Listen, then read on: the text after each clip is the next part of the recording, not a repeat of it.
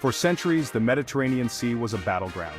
From the 16th to the 19th centuries, a new threat emerged from the shores of North Africa. Please subscribe, share this video. They were the Barbary Corsairs, and they terrorized European shipping lanes, but who exactly were these captives? Estimates suggest that between the 16th and 19th centuries, as many as 1 to 1.25 million Europeans were enslaved by the Barbary pirates. This included people from Italy, Spain, France, Portugal, the Netherlands, the British Isles, and even as far north as Iceland. These pirates were not merely opportunistic raiders, they operated with the backing of powerful North African states. Their goal was not just plunder but also the capture of valuable human cargo. This era marked a dark chapter in European history.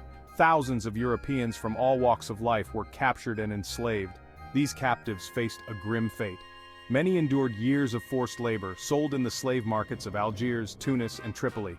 The impact of these raids was felt far beyond the individuals captured.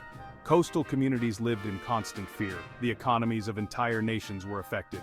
This is the story of the Barbary Corsairs and the white slave trade. It is a tale of brutality and resilience, of forgotten victims and the enduring legacy of this turbulent period. The Barbary Corsairs were not a unified force. They hailed from various backgrounds, driven by religion, politics, and profit. Many were Muslims from North Africa, drawn to raiding. Others were renegades and adventurers seeking fortune. They enjoyed the patronage of powerful rulers. The Ottoman Empire granted them legitimacy and protection. These rulers saw the Corsairs as a valuable tool. They provided revenue through taxes on plunder and the slave trade. They also served as a potent naval force. The relationship was complex and often fraught with tension. However, this symbiotic relationship proved remarkably durable. The Barbary Corsairs were relentless and efficient in their pursuit of plunder and captives. Their primary hunting grounds were the busy shipping lanes of the Mediterranean. European merchant ships laden with valuable cargoes were their preferred targets. These ships were often poorly armed and easily overwhelmed by the Corsairs' swift and maneuverable vessels. Coastal villages and towns were also vulnerable to the Corsairs' raids. These lightning-fast attacks would often occur at dawn or dusk, catching their victims off guard. The Corsairs would swarm ashore, overwhelming any resistance and seizing valuables, livestock, and most importantly, people.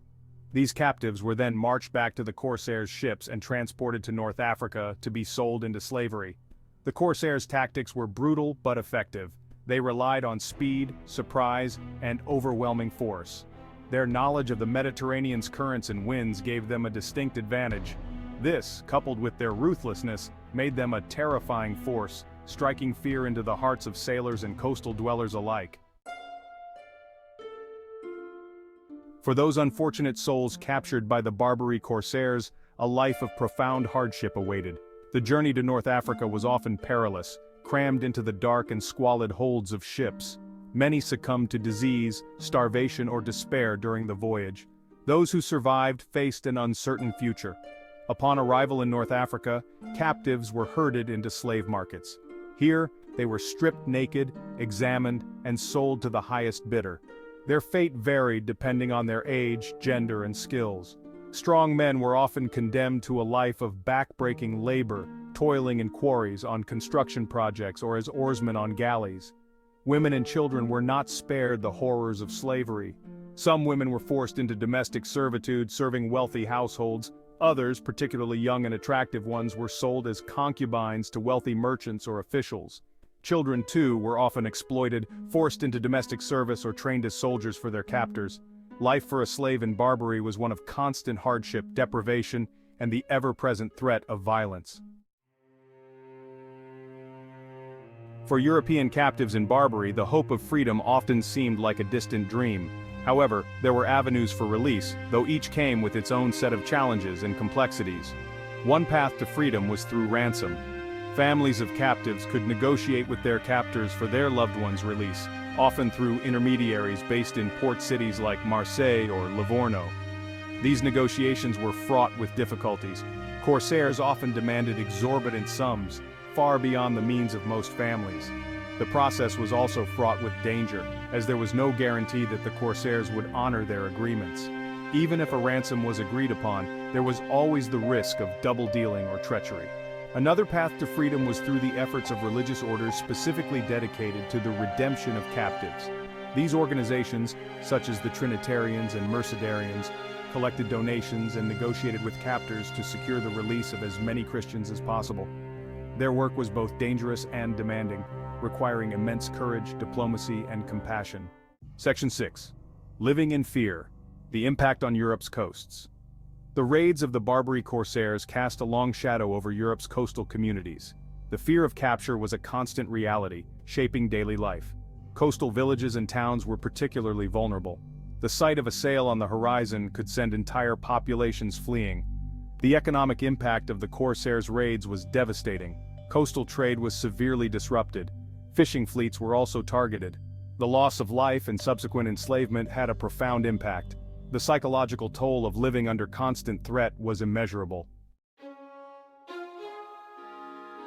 Section 7. The Beginning of the End. The Rise of the American Navy. The fledgling United States emerged on the world stage, facing Barbary piracy like European powers.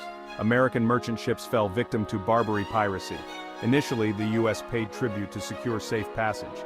This policy proved costly and unsustainable. The Barbary States grew increasingly demanding. In 1801, Tripoli declared war on the United States. This marked a turning point. President Jefferson responded with force, dispatching a naval squadron. This began the First Barbary War and a new era in American foreign policy. The young nation asserted its sovereignty and protected its interests. Section 8. The Legacy of the Corsairs, a Forgotten History. The Barbary Wars marked the beginning of the end for the Barbary Corsairs.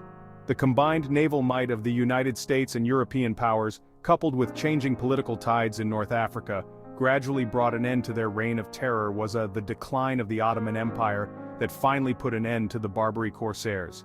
In 1816, a combined British and Dutch fleet bombarded Algiers, forcing the Barbary States to release thousands of slaves and end their slave-raiding activities. However, the legacy of the Corsairs and the white slave trade they perpetuated continues to resonate today. For centuries, the history of the Barbary Corsairs and their European captives was largely ignored or minimized in Western historical narratives. The dominant focus on the transatlantic slave trade often overshadowed this other equally brutal chapter in the history of slavery. In recent decades, however, there has been growing scholarly and popular interest in this forgotten history. Historians have begun to shed light on the experiences of the thousands of Europeans who were enslaved in North Africa, challenging traditional narratives and prompting a reassessment of this period. Section 9. Conclusion. Remembering the Captives. The story of the Barbary Corsairs is a stark reminder of the complexities of history and the enduring legacy of slavery. It is a story of brutality and resilience, of human greed and the indomitable spirit of those who endured unimaginable suffering. It is a history that deserves to be remembered and understood. By understanding the history of the Barbary Corsairs and the white slave trade, we gain a deeper appreciation for the interconnectedness of cultures and the enduring impact of historical events. We are reminded of the importance of challenging traditional narratives and confronting uncomfortable truths. Most importantly, we are compelled to remember the victims of this often forgotten chapter in human history, to honor their suffering, and to ensure that their stories are never forgotten. Only then can we truly learn from the past and work towards a future free from the scourge of slavery and oppression.